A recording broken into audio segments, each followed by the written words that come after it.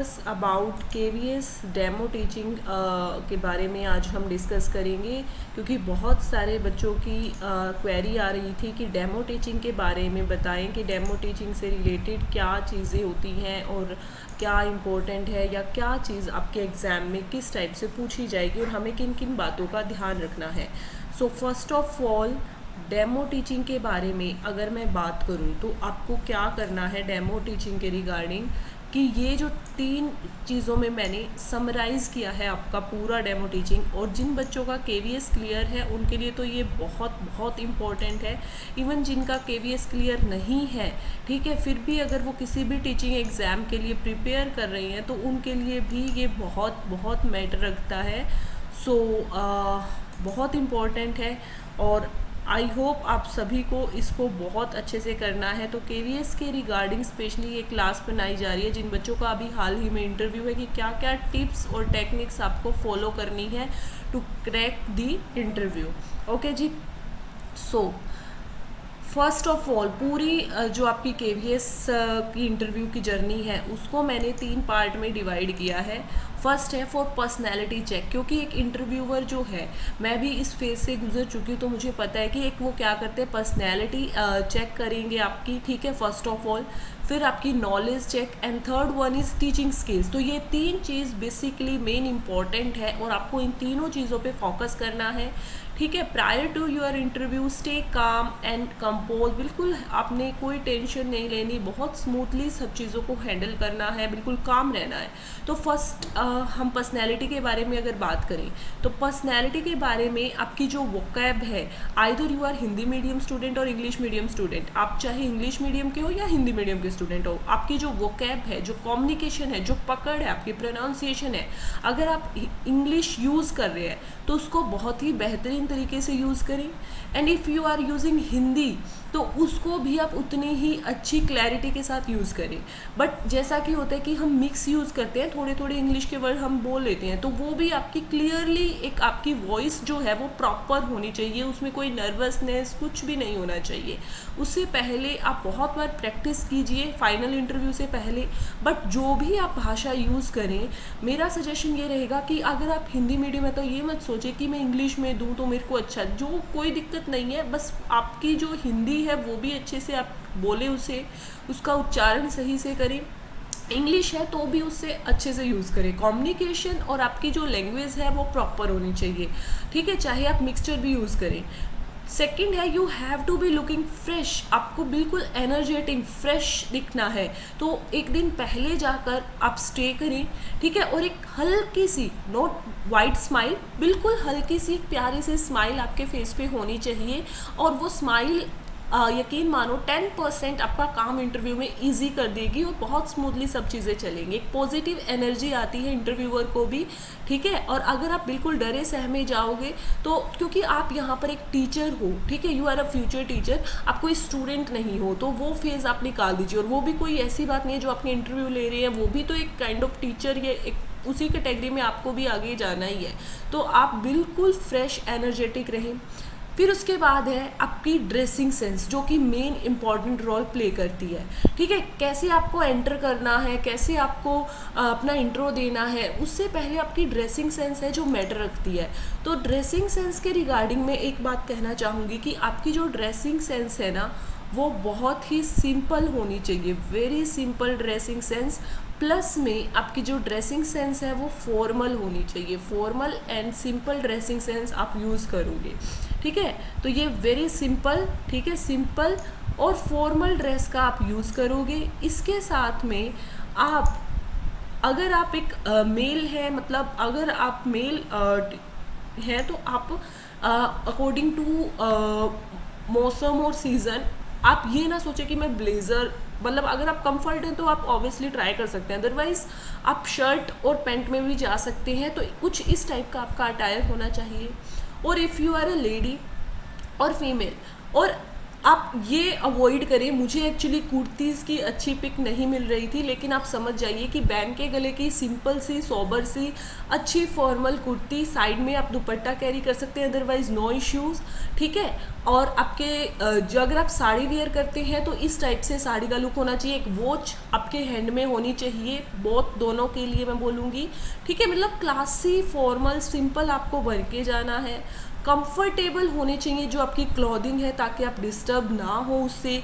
ज़्यादा bright colour आप use ना करें अपनी क्लॉथिंग में, बिल्कुल सिंपल सोबर स्मूथली, जो आईज़ को ज़्यादा मतलब ओवर ब्राइट ना हो यूज़ करें उस कलर्स का।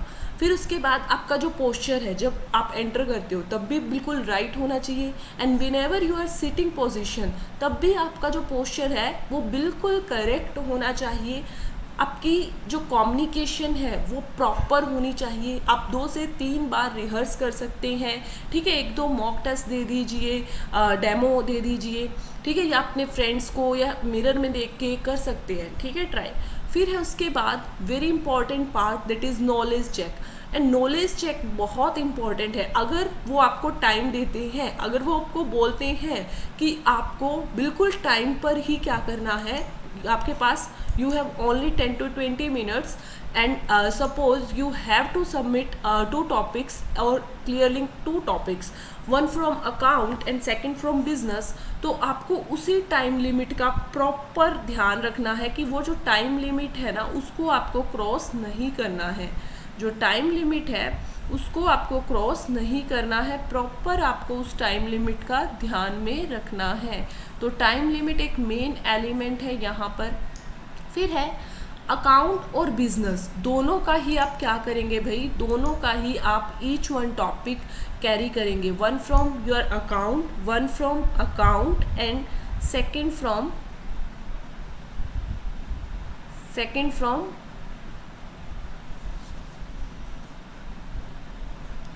वन सेकेंड, ठीक है, one from account and second from business, ठीक है। तो बिजनेस और अकाउंट का जो भी आप टॉपिक चूज़ करें वो बहुत वाइजली आपको चूज़ करना है, ठीक है। आपको बिल्कुल मास्टरी होनी चाहिए उस टॉपिक में, ठीक है। वो टॉपिक जो है आपका प्रॉपर होना चाहिए। और मोस्ट इम्पॉर्टेंट आप अपने पास में क्या करोगे, आप अपने पास में एक बैकअप प्लान भी रखोगे। बैकअप प्लान बोले तो आप क्या करोगे, एक टॉपिक जो है वो आप बैकअप के लिए रखोगे अपने पास में, कि प्रॉपरली एक टॉपिक अगर आपको बोल दिया जाए कि आप स्विच कीजिए इस टॉपिक से दूसरे टॉपिक में, और वो आपको चेक करना चाहते हो आपकी फुल स्किप, तो आपको एक बैकअप में टॉपिक रखना पड़ेगा। तो उस चीज़ के लिए आपको क्या करना है, कम से कम आपको 4 टॉपिक प्रिपेयर करने हैं, ठीक है। पूरे 4 टॉपिक आपको कम से कम प्रिपेयर करने हैं। इन डेप्थ नॉलेज होनी चाहिए, ठीक है। इन डेप्थ आपको नॉलेज होनी चाहिए उन चारों टॉपिक की, प्रॉपरली नॉलेज रिक्वायर्ड है। ऑल 4 टॉपिक्स की आपको प्रॉपरली नॉलेज होनी चाहिए। देन इसके बाद है आपका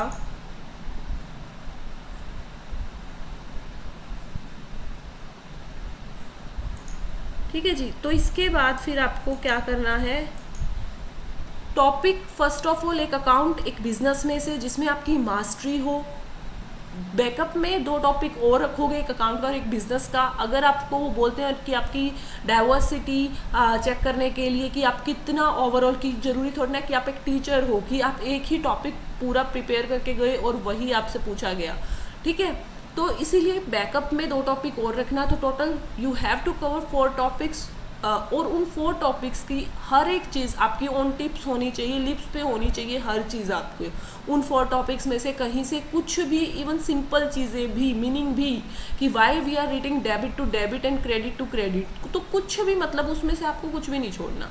इन डेप्थ नॉलेज होनी चाहिए। प्रॉपर यूज़ करना एग्जाम्पल का, ये बहुत बहुत ज़रूरी है। और now I have to use pen, ठीक है। तो आपको प्रॉपर यूज़ करना है किसका भी, एग्जाम्पल्स का। आप बताती हूँ एग्जाम्पल्स का कैसे करना है। सपोज आपको टॉपिक दिया गया है स्टाफिंग का, ठीक है। आप एक टॉपिक लेके चल रहे हो स्टाफिंग का, तो आप कैसे बताओगे बच्चों को? स्टार्ट भी इवन अपने एग्जाम्पल से करना है कि अपने आप टॉपिक निकल कर आए। और एक ये कॉमन चीज़ होती है, ये पूछते हैं कि why you opt commerce, commerce ही क्यों, वाई कॉमर्स? तो इस कॉमर्स का आंसर आपको ये देना है कि sir I am kind of a student और अ लर्नर, जो कि रियल लाइफ एग्जाम्पल और प्रैक्टिकल चीज़ों से ज़्यादा हम सीख सकते हैं। और अगर इससे बेटर आपके पास एग्जाम्पल है तो आप वो भी देख सकते हो, बट उसको आपको जस्टिफाई अच्छे तरीके से करना है। You have to justify whichever and whatever you are answer that time. आपको बिल्कुल अच्छे से जस्टिफाई बस करना है कि हमने कॉमर्स ऑप्ट किया। मैंने तो कॉमर्स इसलिए ऑप्ट किया है भाई, मैं अपना वही ओपिनियन बताती हूँ कि हम साइंस जो है वो रियल लाइफ में बहुत रेयर यूज़ करते हैं। जो हमारे यहाँ पर जो टीचिंग है वो प्रैक्टिकल एस्पेक्ट कम है, फॉरेन कंट्रीज़ में ज़्यादा है। दिल्ली गुड़गांव में भी हम अगर एनसीआर की बात करें तो अब वो चीज़ प्रमोट हो रही है। बट अगर मैं रियल लाइफ इंस्टिंक्ट की बात करूं, हम डेली परचेज करते हैं, सेल करते हैं, ठीक है, और हम डेबिट क्रेडिट की आइटम सुनते आए हैं डेली, हम एंटरप्रेन्योरशिप स्टार्टअप को देखते हैं, बिजनेस को देखते हैं। तो मेरे लिए प्रोफेशन है, तो रियल लाइफ से जुड़ा हुआ जो फील्ड है वो कॉमर्स है, वाणिज्य है। तो इसीलिए मेरा इसमें बहुत इंटरेस्ट था और मैं बहुत कंफर्टेबली फील करती हूँ। कंफर्टेबल की जगह पर आप यूज़ कर सकते हो, बहुत कनेक्टेड फील करती हूँ जब भी मैं कॉमर्स के बारे में सीखती हूँ या सिखाती हूँ तो। और more you are feeling connected with any of subjects, you can relate more और यू कैन एक्सप्रेस मोर। आप स्टूडेंट्स को उतना ज़्यादा सिखा सकते हैं और स्टूडेंट भी उतना ज़्यादा सीखेंगे। तो ये चीज़ हुई एक। तो फिर उसके बाद अब ये पूछा जाता है कि ठीक है आपने ये तो यूज़ किया, अब एग्जाम्पल्स की हम बात करें तो सपोज़ आपके पास में ना ये पूछ लिया गया आपको स्टाफिंग आप बता रहे हो, तो स्टाफिंग को आप कैसे बताओगे? स्टाफिंग को आप बताओगे कि जो है सिंपल सी स्टूडेंट्स, देखिए आपको ये सपोज करना है कि जैसे आप मेरे सामने बैठे हो, मैं भी कई बार आपको पढ़ाते हुए बोलती हूँ ना अच्छा, तो आपके मन में ये आया होगा मैम व्हाट इज़ दिस, फिर मैं उसका आंसर खुद ही दे देती हूँ। ऐसे ही आपको उस टाइम सपोज करना है कि मेरे सामने स्टूडेंट बैठे हैं, खुद ही क्वेश्चन आंसर करना है और उससे आपको एक टॉपिक को कैरी ऑन करके ले जाना है। मैं बताती हूँ कैसे। फॉर एग्जाम्पल अब आपने बात करी है स्टाफिंग की, तो आप करोगे बच्चों सोचो कि अगर आपके घर पर जो है वो बिल्डिंग क्रिएशन का काम होता है, ठीक है, या आपके घर पर जो है वो एक मकान बन रहा है, तो हमने बिल्कुल रियलिस्टिक एग्जाम्पल लेके चलना है, ठीक है। तो आपके घर पर मकान बन रहा है, आपको कुछ मज़दूर की ज़रूरत है, कुछ मज़दूरों की ज़रूरत है और कुछ आपको मिस्त्रियों की ज़रूरत है, कुछ आपको मिस्त्रियों की ज़रूरत है।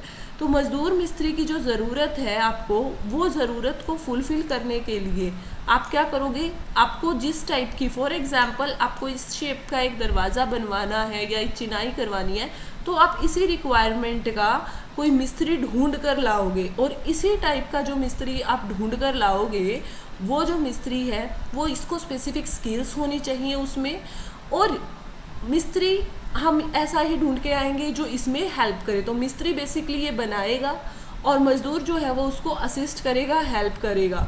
तो ये हम ऐसा करके क्या कर रहे हैं? रिक्रूट कर रहे हैं उनको। अब इसकी जगह हम एक और एग्जांपल ले सकते हैं। सपोज़ आपके पापा की एक कंपनी है या आप कोई भी वर्क करते हो छोटा मोटा, तो आप उसके लिए आपको वो प्रोडक्ट है वो बेचने हैं, तो आप बेचने के लिए आपको क्या चाहिए? सेल्समैन चाहिए जो उस चीज़ को बेचेगा।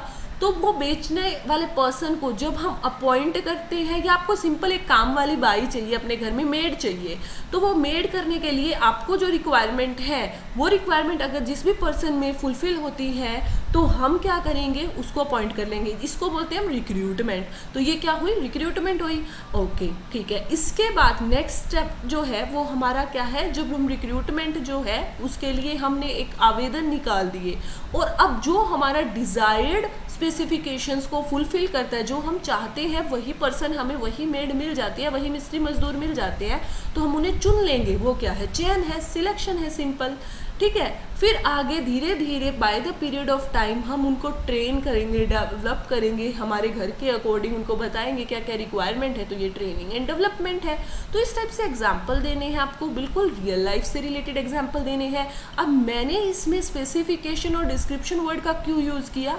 क्योंकि हमको +2 तक नहीं करना, हमको उसको शो करना है कि भाई हम M.Com करके एडवांस लेवल के पढ़े हुए बच्चे हैं, तो हमें ये भी पता है कि जॉब स्पेसिफिकेशन क्या है और जॉब डिस्क्रिप्शन क्या है। है और जॉब एनालिसिस क्या है।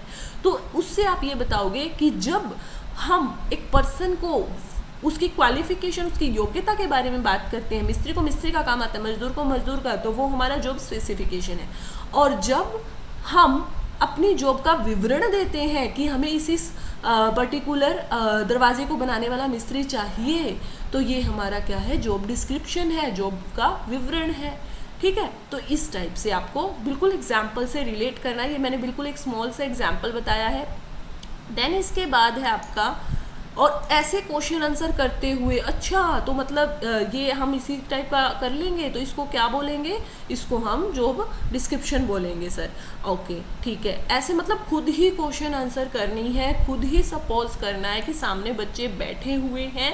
ठीक है, और बिल्कुल एग्जाम्पल जो है वो रियलिस्टिक होने चाहिए, कोई हाईटेक उसमें एग्जाम्पल मत देना कॉरपोरेशन वाले, और ये भी मत समझना कि ये हमारे चिल्ड्रन है, ये मैच्योर स्टूडेंट है, +1 +2 के स्टूडेंट हैं।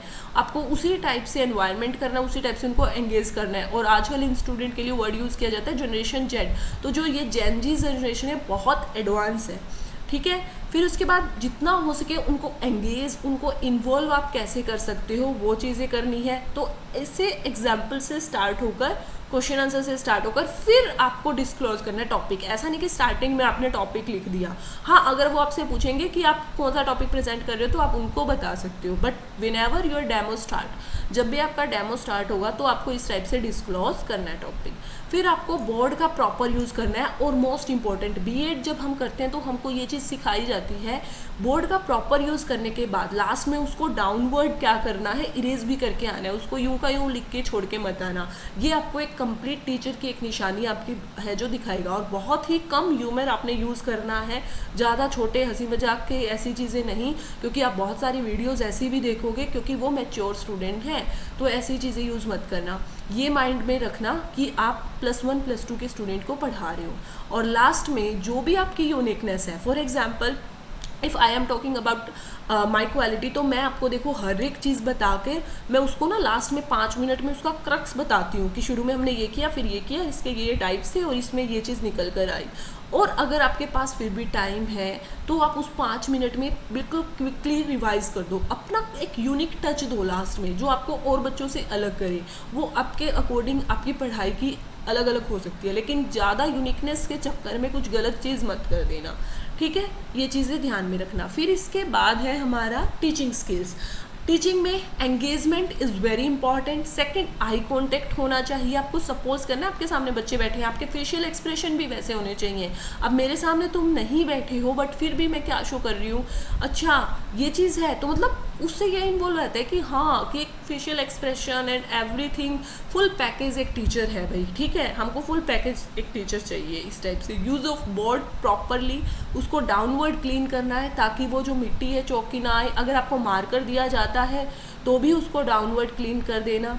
एग्जाम्पल जो है वो रियल लाइफ से रिलेटेड होने चाहिए। और वाई यू चूज़ कॉमर्स का आंसर मैंने दे दिया, क्योंकि मैंने जिसलिए चूज़ किया। इंटरेक्शन मस्ट होनी चाहिए, लिटिल बिट आपको ह्यूमर यूज़ करना है, आपका यूनिक टच आपको देना है। आप लास्ट में एक सिंप्लीफाई कर सकते हो। ओके बच्चों, तो हमने ये पढ़ा आज हमने स्टाफिंग के बारे में बात की। फिर स्टाफिंग में कितनी चीज़ें होती है सर? 4। ओके, 4 में हम क्या आते हैं, मतलब एक एग्जाम्पल दे रही हूँ कि सर 4। ओके, 4 में क्या क्या आता है बेटा? अगर हम मोस्टली इसको 4 पार्ट में डिवाइड कर दें तो वैसे इसके अंदर और सब पार्ट भी हैं। फर्स्ट हमने किया रिक्रूटमेंट। ठीक है, जैसे बंदे हमको चाहिए उनके लिए जब हम एप्लीकेशन ओपन करते हैं तो उसको हम बोल देते हैं रिक्रूटमेंट। फिर उसके बाद रिक्रूटमेंट बहुत सारे टाइप से हो सकती है, इंटरनल, एक्सटर्नल, है ना। फिर उसके बाद हमने किया सिलेक्शन। सिलेक्शन में जब राइट कैंडिडेट है वो हमने चूज़ कर लिया तो उसको हम सिंपली क्या बोलेंगे? चयन करना, सिलेक्शन करना। ओके, अब बेटा एक बात बताओ, क्यों हम बोलते हैं कि रिक्रूटमेंट हमारी नेगेटिव प्रोसेस है और सिलेक्शन हमारी पॉजिटिव प्रोसेस है? तो उसके पीछे का रीज़न ये है कि आपने देखा कि इसमें तो हम ये कोशिश करते हैं रिक्रूटमेंट में कि जितने ज़्यादा हमारे पास में एप्लीकेशंस आ सकें। चयन में हम सिर्फ उन्हीं को चयन करते हैं जो हमारी रिक्वायरमेंट के अकॉर्डिंग फिट बैठते हों, इसीलिए इसे हम नेगेटिव प्रोसेस बोलते हैं सिलेक्शन को, रिक्रूटमेंट को पॉजिटिव बोलते हैं। ठीक है, फिर उसके बाद हमने ट्रेनिंग एंड डेवलपमेंट किया, फिर हमने परफॉर्मेंस अप्रेजल किया। ओके, सो आज का टॉपिक हमारा यहाँ पर डन होता है। Thank you so much. ऐसा करके मतलब आपको क्रिएट करना है। ठीक है, समझ में आ गया ना? फील ऐसे करना है कि स्टूडेंट आपके सामने बैठे हो, क्वेश्चन आंसर आपको करना है, फिर आपको पूछना है कि you have any query last में, फिर अपने आप ही आंसर देना है। Yes sir, I have one query sir, what is job evaluation? Job evaluation आपने परफॉर्मेंस अप्रेजल और ट्रेनिंग एंड डेवलपमेंट के बीच में बताया। यस बच्चा, वेरी गुड क्वेश्चन। देखो, जॉब डिस्क्रिप्शन के दो पार्ट हैं, job analysis and specification, and job evaluation is that performance appraisal. और जॉब इवैल्यूएशन में ये डिफरेंस होता है कि जॉब इवैल्यूएशन में हम जॉब की वर्थ डिसाइड करते हैं, परफॉर्मेंस अप्रेजल में हम आपकी परफॉर्मेंस को मेजर करके आपको प्रमोट, आपको डिमोट, आपका ट्रांसफर, ये सब चीज़ें डिसाइड करते हैं। ठीक है, फिर एक एग्जाम्पल दे देना इसी से रिलेट करता हुआ, और फिर बोलना एनी अदर क्वेरी। बच्चे आपको क्लियर हुआ? मतलब स्टूडेंट्स आपको क्लियर हुआ? बच्चे वर्ड का यूज़ हो सके तो कम कर लेना, ठीक है। तो फिर उसमें बोल देना आपको क्लियर हुआ, तो वो कहेंगे यस यस सर, ओके, अपने आप ही मतलब यस सर, ओके ओके। फिर उसके बाद आपको कहना है thank you so much for listening very politely, और एक हल्की सी स्माइल देनी है। फिर उसके बाद आपको एक थैंक्स करना है बोर्ड मेंबर्स को भी। ओके, सो ये सब चीज़ें हुई। अब ये 3 चीज़ें ही मेन है। पर्सनैलिटी के लिए चीज़ें बता दी, नॉलेज आपकी बता दी, टीचिंग स्किल्स बता दी। अब आपके माइंड में ये होगा कि मैम कि कौन कौन से क्वेश्चंस जो हैं या कौन कौन से टॉपिक आपके सजेशन में हमें करने चाहिए। तो मैं फर्स्ट सजेशन तो यही दूंगी कि जो भी टॉपिक आपको अच्छे तरीके से आती है, जिसमें आप बेस्ट हो ना, आप वो टॉपिक चूज़ करो। बट फिर भी मेरे अकॉर्डिंग अगर आप पूछते हो तो मैं आपको बताती हूँ अकाउंट के लिए और बिजनेस के लिए कि आप कौन कौन से टॉपिक ले सकते हो। अकाउंट में गुडविल का जो टॉपिक है, शॉर्ट एंड सिंपल लेना, ठीक है, वो आप चूज़ कर सकते हो। सेकंड, रेशियो का जो टॉपिक है वो आप चूज़ कर सकते हो, ठीक है, जिसमें आप एग्जाम्पल, अब इसमें आप ये एग्जाम्पल देख सकते हो, एक सेठ है, उसके बारे में बहुत प्रसिद्धि है, लोग उसको बहुत जानते हैं, उसकी बिल्कुल रोड पे एक शॉप है और वो ज्वेलरी का काम करता है, उसकी ज़्यादा बिक्री होती है, और दूसरा पर्सन जिसको लोग कम जानते हैं उसकी कम बिक्री होती है। तो उसको बाज़ार में जितना और लाभ कमा रहे हैं, 10 रुपये मिल रहा है, उसको 20 रुपये मिल रहा है, तो ये जो 10 रुपये है वो क्या है, सुपर नॉर्मल प्रॉफिट है। इस टाइप से आप दे सकते हो। ज़्यादा बच्चों वाले एग्जाम्पल भी नहीं देने, बट एक थोड़े से मैच्योर एग्जाम्पल आपको देने हैं, ठीक है। रेशियो का आप कर सकते हो। फिर उसके बाद आप कर सकते हो, एक टॉपिक इसमें है मेरा कैश फ्लो, एक मिनट, कैश फ्लो स्टेटमेंट का, और लास्ट वन इसमें मैं सजेस्ट करूँगी आपको टर्म्स जो यूज़ होती हैं अकाउंटिंग में, लायबिलिटी, असेट और ये सब। और अब इसमें से भी पर्टिकुलर रेशियो और कैश फ्लो सजेस्ट करूँगी, क्योंकि इसमें भी आपका पार्टनरशिप का वो क्वेश्चन बीच में पूछ सकता है। टर्म्स में कोई और न्यू टर्म्स जो आपने ना सुनी हो और कॉमर्स की, वो पूछ सकता है। तो इसीलिए जितना हो नैरो डाउन टॉपिक चूज़ करना, वाइड मत चूज़ करना, क्योंकि वाइड में इंटरव्यूअर कुछ भी पूछ सकता है आपसे, और हो सकता है आप उस चीज़ को अच्छे से जस्टिफाई ना कर पाए। बिजनेस में स्टाफिंग बहुत अच्छा, जिसमें एग्जाम्पल ईजी बन सके। फॉर्म्स ऑफ बिजनेस में एग्जाम्पल बहुत अच्छे से बन सकते हैं, वो यूज़ कर लेना, ठीक है। फिर उसके बाद बिजनेस, इंडस्ट्री और कॉमर्स, ट्रेड, ये वाला जो है वो टॉपिक, और फिर उसके बाद बिजनेस के एनवायरनमेंट हो गया, ये टॉपिक आप यूज़ कर सकते हो। और यस, ठीक है। फिर उसके बाद फंक्शंस ऑफ बिजनेस का भी यूज़ कर सकते हो। एक टॉपिक है एंटरप्रेन्योरशिप, ये बहुत अच्छा है और यूनिक टॉपिक है, बहुत कम बच्चे इसको है जो वो यूज़ करेंगे, और आजकल इसका ट्रेंड भी बहुत है, तो आप ये यूज़ कर सकते हो। लेकिन इसमें अगर थोड़ा सा बिल्कुल सही रहा तो ठीक है, अगर कोई स्कीम इससे रिलेटेड पूछ ली है गवर्नमेंट ने प्रैक्टिकल, तो वो भी क्लियर करके जाना। तो ये थोड़ा सा वाइड है, इसीलिए इस टॉपिक को अगर चूज़ करो तो बहुत क्लियरफुली ध्यान से मतलब करके जाना, आपको अलग तो बना देगा ये औरों से। अगर आपने अच्छे से जस्टिफाई करना, यू गॉट 10 and 10, इसमें से आपको 10 on 10 मिल जाएंगे। लेकिन अगर इसमें से कोई ऐसी स्कीम, क्योंकि इसमें startup India, make in India, मैंने आपको सब स्कीमें मतलब डिस्कस की हुई हैं, बट फिर भी अगर पूछ लेता है तो थोड़ा सा इसमें अच्छे से आपको प्रिपेयर करना पड़ेगा। Okay, so thank you so much and all the very best from my side for your interview. And अच्छे से बिल्कुल क्रैक करना है आपने अपना इंटरव्यू, और बस गुड न्यूज़ आप लेकर आइए। Okay, so thank you so much. एक चीज़ ध्यान रखना कि ये बस लास्ट टाइम है, और आपका इंटरव्यू आपको बहुत आगे ले जा सकता है आपके पहले वाले मार्क्स से। इन चीज़ों का ध्यान रखना, बहुत बार प्रैक्टिस करना। इवन आप एक टीचर हैं, आपके अंदर वो चीज़ है, क्योंकि आपने इतना स्ट्रगल, अब तक आप ये चीज़ कर चुके हैं, आप स्कूल्स में पढ़ा रहे हैं, कॉलेजेस में पढ़ा रहे हैं, तो आपका कुछ भी प्रिपेयर नहीं है ना। आपको 5 मिनट के बोल दिया जाए कि आप बिजनेस के बारे में ये बताओ, तो भी आप उसको अच्छे से जस्टिफाई कर सकते हो, ठीक है। तो बिल्कुल ये मत देखना कि मेरा इंटरव्यू है, मेरा इंटरव्यू है। बिल्कुल काम रहना है आपको, बिल्कुल शांति से, बिल्कुल फ्रेशनेस, जैसे आप डेली यूँ समझना है कि मैं स्कूल जा रहा हूँ, सामने बच्चे बैठे हैं, मुझे पढ़ाना है, बस दैट्स इट, ठीक है। तो ये कुछ नया हो रहा है वो आपको सोचना ही नहीं है। Okay, so all the very best from my side, thank you so much, and we will meet soon in our next class. Till then, stay blessed, stay connected with your study. Thank you so much.